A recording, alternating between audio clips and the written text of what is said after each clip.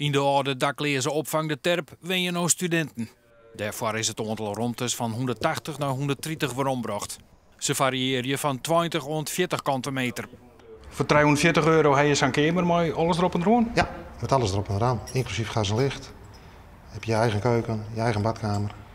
En je kent ook nog dingen hier, like koelkasten en zo? Is allemaal inclusief. Ja, dus die prijs is inclusief alle keukenbenodigdheden. Het lijkt het niet meer op de zwalkersopvang. De hele sfeer is oorswudden. Dat klopt. We hebben heel veel veranderd. In de voormalige keuken is de studieruimte gekomen. Nou, voor de rest is het hele gebouw gestript en opnieuw opgebouwd. We hebben sociale voorzieningen, wasmachineruimte, studieruimte. Nou, dat zijn een beetje de dingen voor algemeen gebruik. Hoe lang ben je hier al? Ik ben hier al sinds februari, dus ongeveer een jaar hier. Oh, dat wist wel een van de eersten. Ik ben wel een van de eersten, ja. Ja, ik ben op de zesde verdieping, dus ik ben van mijn hunt aan een van de eerste hier. Hoe bevalt het dan nota? Nou, tot nu toe wel goed. Ik vind het wel ontspannen, lekker dicht bij squallen, lekker eigen plakje, dus dat is wel best. Doe deze mogelijkheden weer, dat wordt voor je ook heen?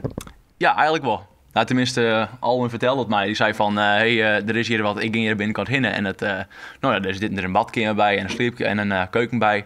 En dat liep mij wel mooi, want ik woon net bij een studentenhuis met alle jaren oren meestal en dat je de badkamer moet delen. Dus ik vond dit wel een mooi plakje zo.